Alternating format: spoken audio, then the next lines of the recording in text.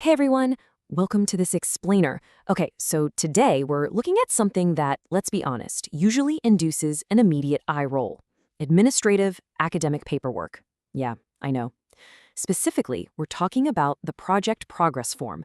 But actually, scratch that. As we really dig into this template, I'm realizing it's not just tedious paperwork, it's actually a hidden roadmap for securing top evaluation marks.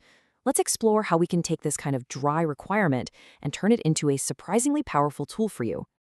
Our agenda for today's explainer looks like this. First up, the project foundation. Then, summarizing current status, followed by detailing your accomplishments. After that, navigating project adjustments. And finally, the MSc evaluation. All right, section 1, the project foundation, establishing the baseline. Right at the very top of the form, we're mapping out the core administrative foundation, before the actual research even matters. This form establishes exactly who is doing the work and who is guiding it.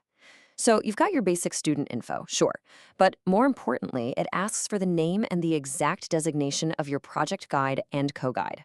And this isn't just some basic roll call. It essentially establishes your strict chain of academic accountability right out of the gate. And right below those names, the project's overall lifespan has to be clearly defined. You're mapping out the precise timeline from the official start date all the way to your expected completion date, while also making sure to note your last progress check-in.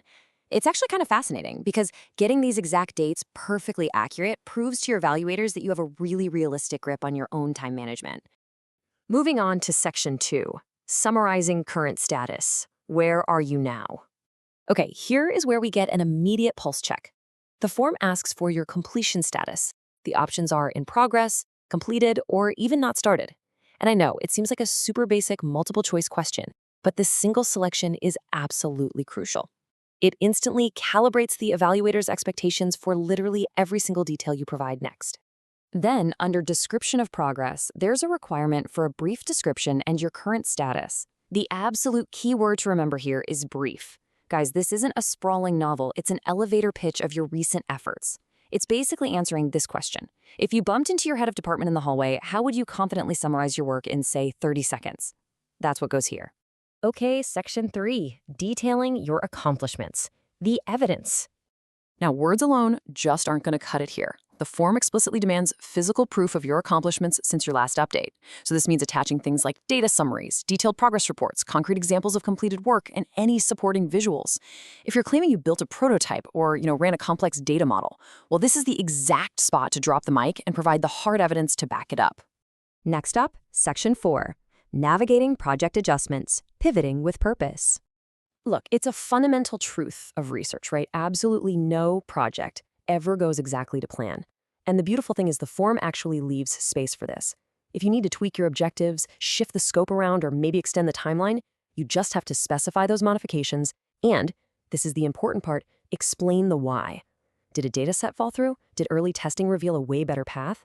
Documenting this stuff transparently actually proves you can manage a real-world project when things go sideways. Finally, we reach section 5, the MSc evaluation, the climax. Everything we've talked about builds to this one ultimate goal: 20 massive marks allocated for the internal exam presentation. This internal evaluation is a formalized presentation where a highly critical chunk of your overall MSc 2.2 project grade is decided. So every single box you've checked and every document you've attached up to this point, it's essentially been building the rock-solid foundation for you to go in there and defend these exact 20 marks. The source text actually maps out a very specific bureaucratic protocol here. Let me read it for you. ISC committee should be intimated by the concerned HODs, that's your heads of department, by the way, after dissertation completion, and ISC team will be involved in 20 marks internal exam. So practically speaking, once your dissertation is fully wrapped up, your head of department notifies the internal slated committee, and then they step in to evaluate. Knowing this exact chain of command means you are never going to be caught off guard.